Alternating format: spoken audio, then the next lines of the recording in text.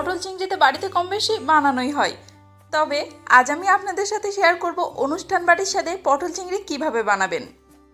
বিশ্বাস করুন, আজ আমি আপনাদেরকে যেভাবে পটল চিংড়ি বানিয়ে দেখাবো, এভাবে যদি বানান অনুষ্ঠান বাড়ির স্বাদের চেয়ে কম কিছু একদমই হবে না। তাই অনুরোধ করব রেসিপিটা সম্পূর্ণ দেখবেন আর এভাবে বাড়িতে অবশ্যই একবার ট্রাই করবেন। সাথে পরিবারের সকলের কিন্তু প্রশংসা নিশ্চয়ই পাবেন। হেসেল লাভার চ্যানেলে আপনাদের সবাইকে স্বাগত। এই পটল চিংড়ি বানানোর জন্য আমি এখানে মাঝারি সাইজের চিংড়ি মাছ নিয়েছি 400 গ্রাম। সম্ভবত এগুলোকে বাগদা চিংড়ি বলা হয়। এটা বানানোর জন্য খুব বেশি বড় চিংড়ি নেওয়ার প্রয়োজন নেই, এরকম সাইজের অথবা এর থেকে ছোট হলেও কোনো ব্যাপার না। মাছগুলো আগে থেকে কেটে রেখেছিলাম, তবে আপনাদের সুবিধার্থে একটা আমি এখানে কেটে দেখাচ্ছি। প্রথমে পাগুলোকে কেটে নিলাম, তারপর লেজের অংশে এরকম যে হুলের মতো একটা অংশ থাকে, এটা এভাবে কেটে নেবেন, তাহলে খাওয়ার সময় এটা খোসাটা ছাড়াতে অনেকটাই সুবিধা হয়। আমি মাছ বরাবর 2-1টা খোসা ছাড়িয়ে নিলাম। তারপর মাঝখান থেকে একটু কেটে দেখবেন এখানে একটা কালো শিরার মতো অংশ থাকে, এটা ফেলে দেবেন। এটা কিন্তু খাওয়া শরীরের পক্ষে অনেকটাই ক্ষতিকর। মাথার দিকের ময়লা অংশটাও ফেলে দেব। এবার এদিকে একটা ছোট বোলের মধ্যে 1 টেবিল চামচ পোস্ত আর 10-12টা কাজু বাদাম নিয়েছি। এবার সামান্য একটু গরম পানি দিয়ে এটাকে ভিজিয়ে রেখে দেবো। ততক্ষণে এদিকে আমি রান্নার অন্য কাজগুলো সেরে ফেলবো। এদিকে কড়াইতে 1/4 কাপ সর্ষের তেল দিলাম, তারপর চিংড়ি মাছগুলো দিয়ে অল্প একটু নুন দিয়ে ভেজে নেব।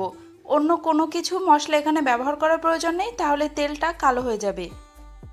এবার চিংড়ি মাছগুলোকে আপনারা মিডিয়াম আঁচে মোটামুটি 1 থেকে 1.5 মিনিট ভেজে নেবেন, খুব বেশিক্ষণ ভাজার কোনো প্রয়োজন নেই। একই তেলের মধ্যে 3টে মিডিয়াম সাইজের আলু লম্বা করে কেটে রেখেছিলাম, সেটাও ভেজে নেব একটু নুন দিয়ে। আলুগুলো ভাজা হয়ে গেলে তুলে নেব। একই তেলের মধ্যে পটল ভাজবো, তার জন্য এখানে আমি 500 পটল নিয়েছি। দেখুন, পটলগুলো কিন্তু এরকম খোসা রেখেই কুটে নিতে হবে। এভাবে খোসা থাকলে কিন্তু এর টেস্টটা দারুণ হয়। এছাড়া অনুষ্ঠান বাড়িতে খেয়াল করে দেখবেন এরকম খোসায় থাকে। একটা পটল 2টো করে ভাগ করে কেটে নিয়েছি। অল্প একটু নুন দিয়ে এগুলোকে ভেজে নেব। যতক্ষণে পটলটা ভাজা হোক ততক্ষণে পোস্ত আর কাজু বাদামটাকে বেটে নেব।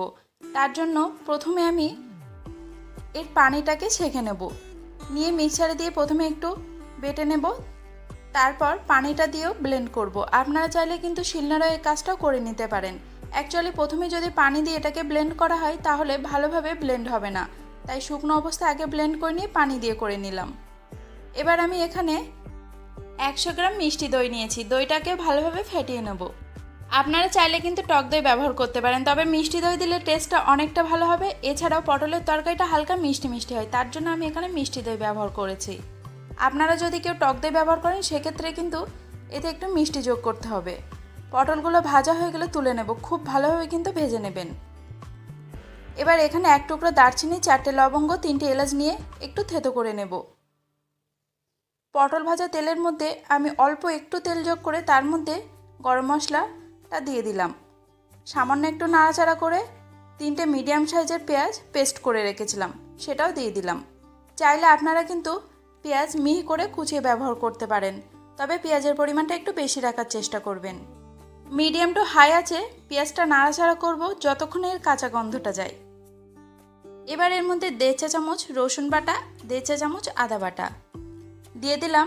কাজু বাদাম আর পোস্ত বাটাটা, 1 চা চামচ লঙ্কার গুঁড়ো, 1.5 চা চামচ হলুদের গুঁড়ো, 1 চা চামচ ধনের গুঁড়ো, 1/2 চা চামচ জিরের গুঁড়ো, 1/2 চা চামচ মরিচের গুঁড়ো, স্বাদ মতো নুন দিয়ে দেবেন। এবার সব উপকরণগুলোকে খুব ভালোভাবে মিশিয়ে নাড়াচাড়া করব মোটামুটি 5-7 মিনিট মতো। যখন দেখবেন এরকম ড্রাই হয়ে এসেছে তখন আমি এর মধ্যে পানি যোগ করলাম। আমি এখানে পানিটা দিয়েছি কাজু বাদাম পোস্ত বাটার মিক্সারে ধুয়ে যে পানিটা হয়েছে সেটাই দিয়ে দিলাম। এবারে দইটা দিয়ে দিলাম। দেখুন, এই তরকারিটা যেহেতু একটু মিষ্টি মিষ্টি হয় তাই আমি এখানে মিষ্টি দই ব্যবহার করলাম। আপনারা যদি টক দই ব্যবহার করেন সেক্ষেত্রে কিন্তু একটু চিনি যোগ করবেন। সব উপকরণগুলো ততক্ষণই কষাবো যতক্ষণ এর থেকে তেল ছাড়ে। যখন দেখবেন তেল ছাড়তে শুরু করেছে তখন এর মধ্যে পটল, চিংড়ি, আলু দিয়ে দিলাম। এবার সব উপকরণগুলো খুব ভালোভাবে একসাথে মিশিয়ে নেবেন, তারপর লো আঁচে ঢাকা দিয়ে রাখবো 10 মিনিট মতো। এবার ঢাকাটা তুলে ততক্ষণই রান্না করবেন যতক্ষণ না পটলটা পুরো তেল ছাড়া শুরু করবে আর একদম এরকম ভাজা ভাজা হয়ে যাবে। খুব ভালোভাবে কিন্তু এই কাজটা করবেন, তাহলে টেস্টটা অনেকটা গুণ বেড়ে যায়। যখন দেখবেন একদম পুরো ভাজা ভাজা হয়ে গেছে আর তেল ছাড়া শুরু করেছে, তখন এর মধ্যে অল্প একটু পানি যোগ করব। খুব বেশি পানি এখানে ব্যবহার করার প্রয়োজন নেই। যখন ঝোলটা ফুটে উঠবে, উপর থেকে হাফ চা চামচ গরম মশলার গুঁড়ো দিয়ে ভালোভাবে মিশিয়ে ঢাকা দিয়ে রাখবো। এবার ঢাকা দিয়ে রান্না করুন যতক্ষণ এর থেকে তেলটা ছাড়ে। আর এরকম মাখো মাখো হলেই তরকারিটা নামিয়ে নেবেন। অ্যাকচুয়ালি অনুষ্ঠান বাড়িতে খেয়াল করে দেখবেন এই তরকারিটা কিন্তু খুব বেশি ঝোল থাকে না।